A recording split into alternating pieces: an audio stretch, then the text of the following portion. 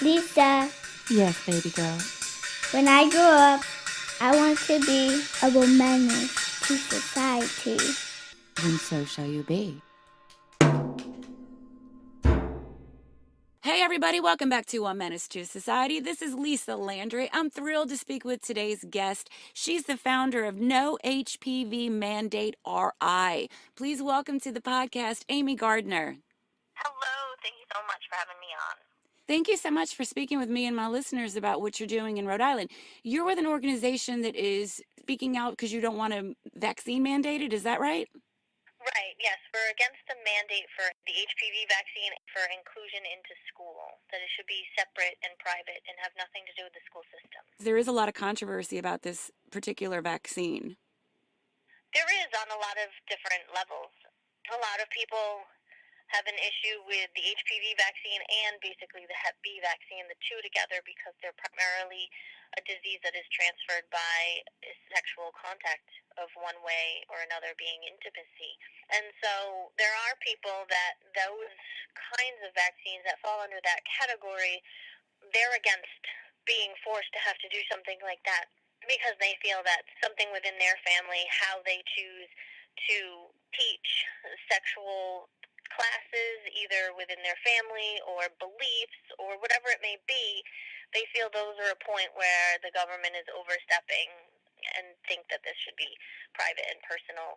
And they shouldn't have to report to a school nurse if they did or if they didn't get it, because it should only have to do with their family and their personal choices within their family. So there is that portion. Then there is the portion that, according to the Vaccine Adverse Event Reporting System, the VAERS database on the CDC website, the HPV reports of injury are approximately 3 times more than any other vaccine's reported injuries. So the fact that one particular vaccine is showing such a significant amount of reported injuries in comparison to other vaccines is also a red flag. So the school is mandating that kids at what age gets this vaccine? It's incoming 7th graders, and it's not, well, the schools are the ones that have to enforce it, but it's technically the Department of Health of the state of Rhode Island that is actually making the rule that it has to be done. When did they make this rule? They signed it into regulation in 2014, and it became effective in 2015 to start having to do it. I don't know that much about this topic, but I do seem to remember that the state of Texas was mandating HPV vaccines for girls. There were a bunch of parents who spoke out about this, and I think that their state stopped mandating it. Is that correct, or am I wrong? You're pretty much correct. What ended up happening is, yes, the parents fought back, but when they did some investigation, they figured out that the governor at the time had accepted campaign funding from the pharmaceutical industry, which gave a lot of second guessing and wondering, why are you so willing to do this, and did you basically try to appease the pharmaceutical industry because your campaign account tracks you as a direct connection. And so the governor ended up reversing the mandate because he was called out on his connection. Washington, D.C., Virginia, and Rhode Island are the only places right now that actually make you have HPV as part of the school schedule. And that's for boys as well as girls. Washington, D.C., as far as I know, is for boys as well. Rhode Island is definitely for boys as well. Well, if this shot is so controversial and there are so many parents who are speaking out about it, why did it come to fruition? Well, in Rhode Island, unfortunately, we are one of only 2 or 3 Department of Healths in the whole nation that have the bureaucratic power to make a vaccine mandate, to add one to the schedule without it going through legislative process. So in Rhode Island, they didn't have to make a bill. They didn't have to make it something that was widely known for people to have the ability to speak up and voice against. They just basically did it, and the director of the Department of Health and the governor signed it. We did find, after we did a lot of research on the internet, there was 2 small articles that actually were put out, but again, they weren't from like main distribution, so very few people saw or knew anything about it, and it wasn't until the next year, 2015, when it was to be enforced, that people were finding out about it, and a lot of people were very pissed off to learn about it and did not feel that the school or the government should have any say in whether or not they do or don't choose to get this vaccine. The person who signed this law into effect is basically one person or maybe a board of people got together with a governor and decided to put this shot into play when there's so much controversy surrounding it and people didn't get to vote for it and didn't really know it was coming?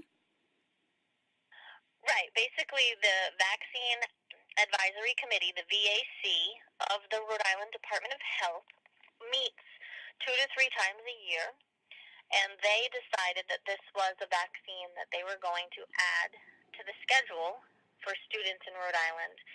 So that committee made the choice to go forward, and then the director of the Department of Health signed off on it, and the governor at the time signed off on it, and then it was officially added to the schedule for incoming 7th graders. Because the HPV vaccine is a multi-dose, you get one, and then I believe it's 90 days later you get your second one. You are only required when you come into 7th grade to have the first shot of the series. You're not required to have the series completed before you begin 7th grade. So there is a little clarification within the regulation. If you get one shot, because you have to legally for your child to go to school, if your child has an adverse reaction to that first vaccination, then they don't have to proceed, or they can just opt out of the second dose because they don't want to take it for whatever reason? Oh, you can always opt out at any point because we also have the religious exemption in our state, which is defined as any strongly held personal belief system. So you can file a religious exemption and just not get the vaccine at all, or if you do have a bad enough reaction that your doctor agrees with you, this is definitively, yes, this is it, and this is, we're going to file this VAERS report with the CDC, then they should be also issuing you a medical exemption for the rest of the series, so you're not even needing to worry about a religious exemption, but you at any point can file a religious exemption for any vaccine in the state of Rhode Island, not just the HPV vaccine. But the Rhode Island Department of Health did go on record more than once when everybody was very much up in arms and making a lot of public noise. They went on record more than once saying, you know what, if you don't want it, just file a religious exemption, and even if you don't have the exemption on file, we will not make your kid lose class time. They will still hound you to get the exemption in so that it's on record. One extra little tidbit, we just found out on Friday evening that we have a bill in the State House that will add the philosophical exemption in the state of Rhode Island, so you don't even have to worry about using the religious exemption, even though we have such a broad definition in our state. It would just be able to say, you know what, after informed consent, I don't want this vaccine, and have the philosophical exemption. So for 2019, that bill number is 5156 on the House side, and we will be putting up the information on our website. That's some good news for people who are opposed to having their child vaccinated with this HPV vaccine. It is good news. It also made us go, wait a minute, so you're not going to enforce a mandate, why don't you just reverse it? What's the point of adding it to the schedule? You just came right out and publicly said you're not going to really enforce this. You just made our case even stronger. How about we just don't mandate it to begin with? Take it off the schedule. I mean, the doctors are still going to offer it. The doctors are still going to tell the families that they have this and that this is an option for them. The whole point is, on no circumstances should this be basically pushed and a scare tactic of making people feel like they can't bring their kid to school without having a vaccine for a disease that even if they're positive for it, they can't transfer it in the classroom. How many people are in your organization? My strongest volunteers that are in consistent contact with me It rotates a little bit, but it's approximately 6 to 11 people that are consistently working and doing something on a regular basis. And then we have lots of other people that, will do one thing here and one thing there when they're able. And we're always taking new messages and new people stating like, oh, I have time, like in the next 2 weeks. Is there something I can do to help you? So we're completely volunteer based. We do have a database and a petition, and our petition has over 2,000 signatures. So we are consistently working and out there making sure that the public is aware of what's going on and that we're fighting this. And we need people to continue to help us and to continue to spread the message, because every year there's another group of 7th graders and another group of parents that are being told that they have to do something that when they really do have a choice, and most of them aren't properly informed that they do have the choice to fill out the religious exemption and to sign the petition and to fight back. Why would somebody sign a religious exemption? Like, how does that work? If a parent is listening right now and they don't know how this works and they don't want their child to be vaccinated with this shot.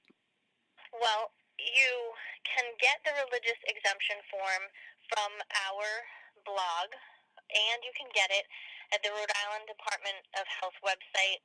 If you go to their HPV vaccine information page, they also have a link where you can download and print the exemption form. And every school nurse in all public schools in Rhode Island are required to have them in the office. So you can simply ask the school nurse for the religious exemption form. And what are some religious reasons people wouldn't want to get inoculated against something? By law, they don't have to define those reasons, and they don't have to disclose them to anyone. The state of Rhode Island was founded on religious freedom. True belief in religious freedom is a personal, private belief that you do not have to justify or explain to anyone for any reason. I spoke with somebody in Rhode Island, and she was telling me what you just told me, that is the very specific location of where freedom of religion was founded in America, was Rhode Island. Roger Williams separated from Massachusetts area because of wanting to have promotion of religious freedom no matter what your religious belief was. That's a great thing to have happen in your backyard. I'm sure you're proud of that. Oh, yes, definitely. Our Rhode Island state constitution, I haven't actually read the religious section of all states, but from the ones that I have read, we have the strongest religious protection in our state constitution from the ones that I have read. Mind you, I have not read every single one. I don't think I've ever spoken with somebody who actually said words like that who is not an attorney. I have the good fortune of speaking with several activists around the country, but you are the first to say something just like that about other states and how you haven't read them all. That's fantastic. I really respect what you're doing, Aimee. Thank you. It's really rewarding, actually. In a lot of ways, doesn't seem like it, because this is actually the 4th consecutive year that we're getting legislation written in the State House to support what we're fighting for, and yet they haven't passed yet. So we're getting the legislation written, we're getting the legislation sponsored, but unfortunately we haven't gotten it to pass yet. But it's really rewarding just in general to consistently fight this, consistently go forward. I do a lot of community education events. I did a lot more of them in the first 2 years, and I was just discussing with my committee of volunteers yesterday that I'm thinking I'm going to step that back up again. And what I did is I went throughout the state of Rhode Island and I just said, I'm going to be here at this place at this time, and who wants to show up? Who wants to ask me questions? Who wants to talk about things? Who wants to volunteer? Whatever you want to participate in, here I am, here's the thing. And the people would range from 5 people to 20 people into different locations, and I would talk about what we were doing, why we were doing it, and then let people ask questions and kind of tailor that particular meeting to the people that actually attended and what was most important to the people in attendance for me to discuss. By me doing that, it garnered the volunteers to be more willing to be dedicated, consistent volunteers. It also garnered support in general from the public of that community and more people willing to make phone calls to their representatives or send emails or show up at the State House even for when the hearings of the bills actually happened and submit testimony. So doing that grew our awareness because you cannot rely solely on social media. It just does not successfully get as far deep as you need of awareness within your communities. Don't get me wrong, social media plays its role, and it was a huge important factor when this all first started and we first started fighting back. Social media was an integral part, but we're solely dependent on that only.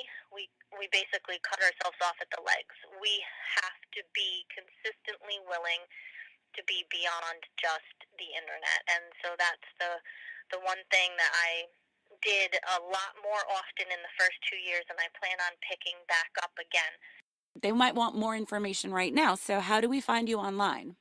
Yes, well, the easiest way is NoHPVMandateRI.com, which right at the top of that page you're going to get the links to the blog and all the different social media platforms that we are on, and you can also sign the petition right there. And you can get us on Instagram, Periscope, and Twitter @MyRightsRI. And Facebook, facebook.com/RI against HPV mandate. And you can also just type in the hashtag NoHPVMandateRI, any social media platform, and you'll be tied into all the different threads and posts from different people about the topic in all the different social media platforms. Well, I appreciate all the work you're putting into this cause. You're very passionate about it. And I do think all parents should be informed and in control of these decisions. Yes, definitely. That's the biggest premise is informed consent, and it's not happening. I wish you the best of luck, Aimee Gardiner. Thank you so much. Thanks, y'all, for listening. Please come back to next Womanist Wednesday. You can find me on my website, lisalandry.com. Shout out, Ari. I love you, little boo-boo.